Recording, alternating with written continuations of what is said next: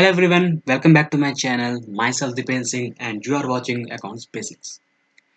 Today we are going to continue our previous chapter, Basic Accounting Terms. In previous video, we learned some basic terms. I will recall you. First we learned business entity, then business transaction, cash or credit, internal or external, account, event, debit and credit, capital and drawings. In this video we cover up further points. Okay, so let's start without any delay. So our next term is liability. सबसे important इस video में जो आपको terms लेंगे सब important है, इसलिए आपको ध्यान से समझना होगा. चलिए जानते लाइबिलिटी क्या होती है. Liability means amount own by the business. Liability मतलब क्या होती है?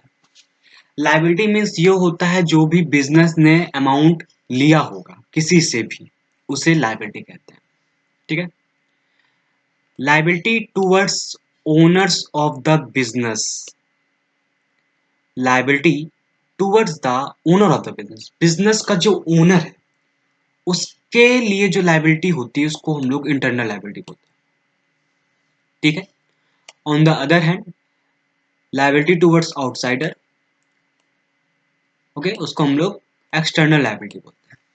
लाइबिलिटी को मैं आपको एक सिंपल वे में बताता हूँ कि लाइबिलिटी का मतलब ये होता है कि आपने कोई भी अमाउंट किसी से लिया है और कुछ टाइम बाद आपको वो पे करना होगा. ठीक है. जैसे कि मान लीजिए आपने अपने फ्रेंड से 2,000 रुपये लिए, तो आपके ऊपर ये लाइबिलिटी हो गई कि आपको उसके 2,000 रुपये वापस करने होंगे. ठीक है. लाइबिलिटी मीन्स होता है हिंदी में बोझ. ठीक है. लाइबिलिटी टू टाइप्स की होती है यहाँ पे. एक होती है non current liability. Non current liability is that liability which is payable after a period of more than a year from the end of accounting period.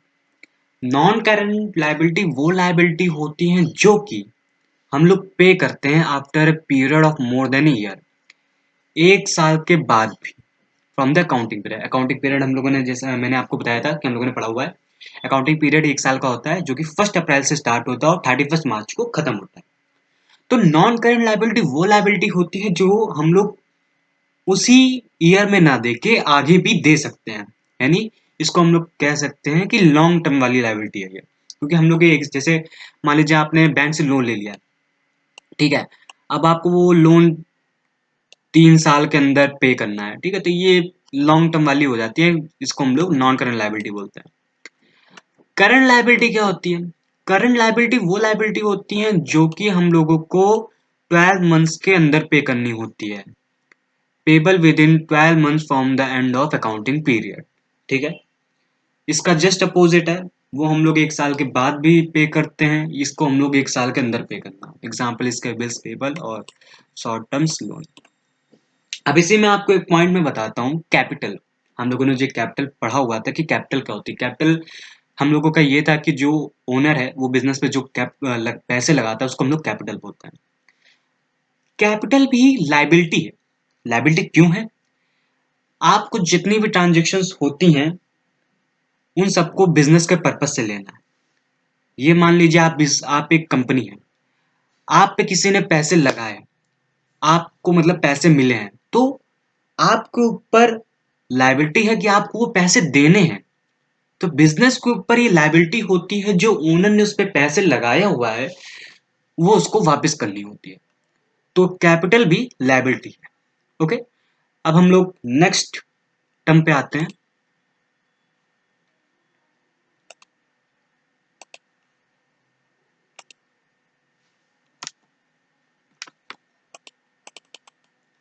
Just a second.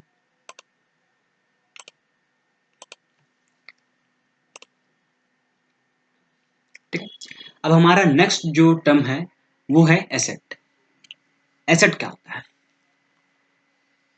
Asset are the properties owned by an entity और enterprises. Asset properties होती हैं जो कि किसी entity या फिर enterprises के द्वारा खरीदी जाती है। They are economic resources of the business. ये बिजनेस के इकोनॉमिक रिसोर्सेज में भी हेल्प करते हैं बिजनेस को एक्सपेंड करने में, बिजनेस की ग्रोथ में। इसके एग्जांपल आप देख सकते हैं, land, machinery, furniture, bank, stock, goodwill, trademark etcetera. Okay, अब इसमें गुडविल क्या होती है, मैं आपको गुडविल के बारे में बताता हूँ, क्योंकि ये सेट का पार्ट है तो हम लोग गुडविल के बारे में भी जानते हैं। गुडविल, आपने रिलायंस का नाम सुना है, ठीक है। आप पे अगर आपको अगर कोई बोले कि तुम रिलायंस पे पैसे लगाओ, तो आप रिलायंस पे पैसे लगाओगे क्योंकि आप जानते हो कि रिलायंस एक अच्छी कंपनी है, वो आपको प्रॉफिट देगी। तो वो हो गया गुडविल, ठीक है। मशीनरी आप जानते हो, furniture, bank balance, stock goods से रिलेटेड होता है। स्टॉक यहाँ पे जो है गुड्स से रिलेटेड, जैसे कि कहते हैं हमारे पास स्टॉक अवेलेबल है, हमारे पास गुड्स अवेलेबल है, ठीक है। तो वो हमारे पास स्टॉक होता है। ट्रेडमार्क, हर एक कंपनी का एक ट्रेडमार्क होता है, कंपनी का लोगो होता है, उसे हम लोग ट्रेडमार्क कहते हैं, जो कि परमानेंट होता है, ठीक है।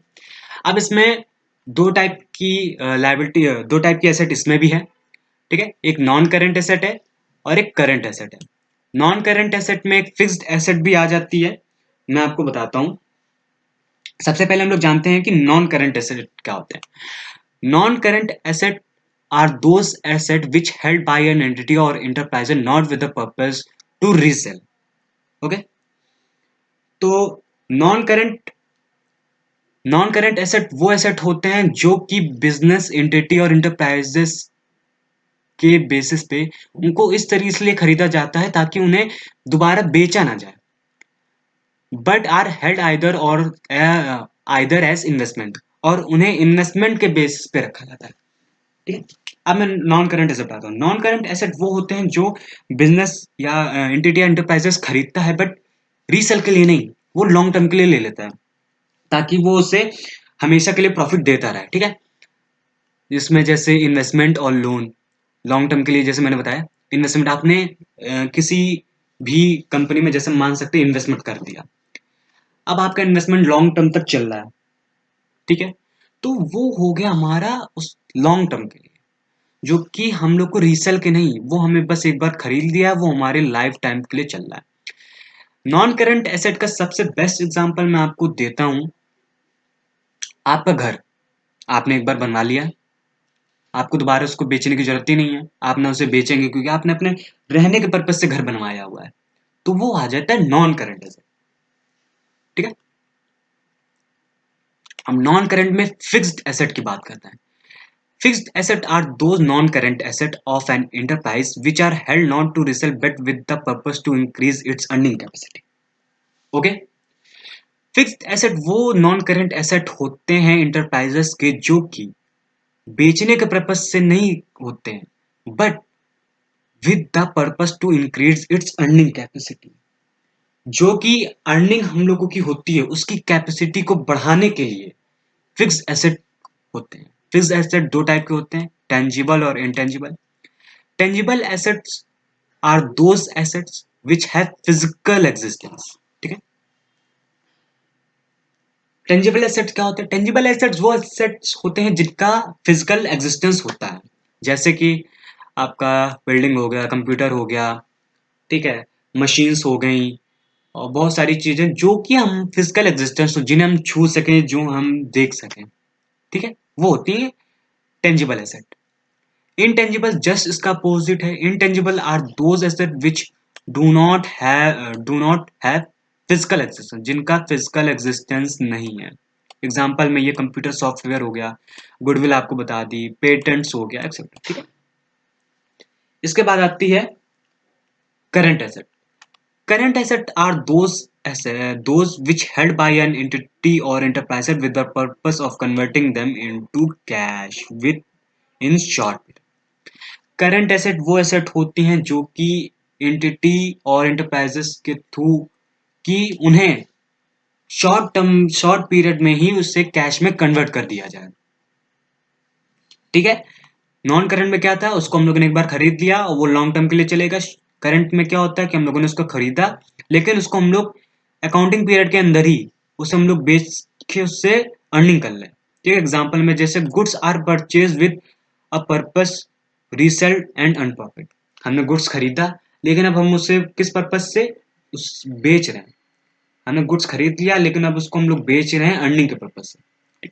ये हो गई आपकी एसेट। इसमें fictitious एसेट्स भी है जो कि मैं आपको आगे बताऊंगा जब एक्सपेंडिचर का पार्ट आएगा, क्योंकि उसका जो एग्जाम्पल है वो दोनों सेम है, इसलिए मैंने उसको उसमें रखा। अब हम लोग आते हैं रिसिप्ट्स पे कि रिसिप्ट्स क्या होती है।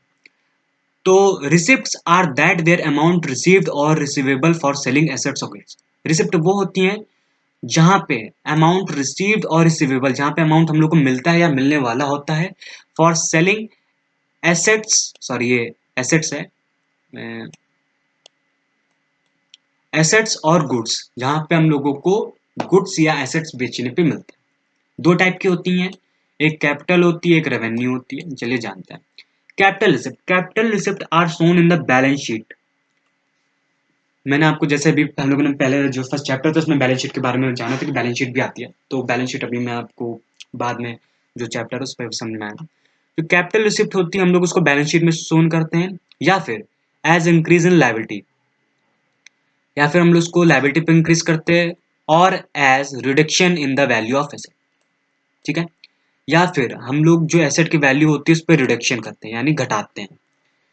एग्जाम्पल में जैसे amount received from the sale of fixed asset और इन्वेस्टमेंट, हम लोग को जो अमाउंट मिलता है किससे, सेल ऑफ फिक्स्ड एसेट और इन्वेस्टमेंट से। ठीक है, amount received by way of loan, हम लोगों को जो अमाउंट मिलता है किससे, वे ऑफ लोन, हम लोगों ने किसी को लोन दिया होगा तो उसे हमें मिला है। ठीक है, तो इसमें ज़्यादा कुछ नहीं है। कैपिटल रिसिप्ट वही होती हैं जो हम लोगों को मतलब फिक्स एसेट वगैरह हम लोग जो बेचते हैं या इन्वेस्टमेंट अकाउंट को सेल करते हैं, जो अमाउंट रिसीव्ड होता है तो उसके लिए कैपिटल रिसिप्ट, रिसिप्ट आप लोग जानते हैं, हम कहीं भी आप जाओगे तो आपको रिसिप्ट मिलेगी। तो कैपिटल रिसिप्ट किस जगह मिलती है, कैपिटल रिसिप्ट आपको वहाँ मिलेगी जहाँ पे आप amount received by way of loan, loan के वे से जो आपको अमाउंट रिसीव्ड होता है उस पर कैपिटल रिसिप्ट मिलती है, या फिर आपने कोई फिक्स्ड एसेट या फिर इन्वेस्टमेंट को बेचा होगा तो उस पर आपको मिलती है। इसको हम लोग बैलेंस शीट में दिखाते हैं, या फिर हम लोग लायबिलिटी में इंक्रीज करते हैं, या फिर एसेट की वैल्यू से रिडक्शन कर देते हैं। रेवेन्यू रिसिप्ट क्या होती है, revenue receipt are shown on the credit side of trading and profit and loss account. जो रेवेन्यू रिसिप्ट होती है उसे हम लोग ट्रेडिंग और प्रॉफिट एंड लॉस अकाउंट में दिखाते हैं। एग्जाम्पल हो गया amount received from sales of good. ठीक है, अब ये नॉर्मली जैसे हो गया हम लोगों ने गुड्स की सेल्स करी तो रेवेन्यू रिसिप्ट होता है, या फिर interest and dividend received on investment. ठीक है, हम लोगों ने जो इन्वेस्ट करते हैं उसमें हम लोग को जो इन्वेस्ट सॉरी इंटरेस्ट जो मिलता है उसको हम लोग जब डिवाइड कर देते हैं, मान लीजिए आपने इन्वेस्टमेंट करा है अपने पार्टनर से और बाद में आपको उसी पे इंटरेस्ट मिला है, तो आप डिवाइड करोगे ना अपने पार्टनर के साथ शेयर करोगे, तो उस पर रेवेन्यू रिसिप्ट होता है। तो इस वीडियो में हम लोगों ने तीन टर्म्स पढ़े हुए हैं, लायबिलिटी, एसेट और रिसिप्ट। तो आज यहीं पे हम लोग अपनी वीडियो को एंड करते हैं। अब जो नेक्स्ट वीडियो होगी उसमें मैं बाकी के जो टर्म्स हैं वो कवर अप कर दूंगा, और नेक्स्ट वीडियो से ही आपका जो सेकंड चैप्टर है वो एंड हो जाएगा। उसके बाद हम लोग जो अपना नया चैप्टर पढ़ेंगे वो बहुत इंपॉर्टेंट है, और उसी पे अकाउंट्स के कह सकते हैं कि पिलर्स खड़े होते हैं, वो अकाउंट्स के पिलर्स हैं।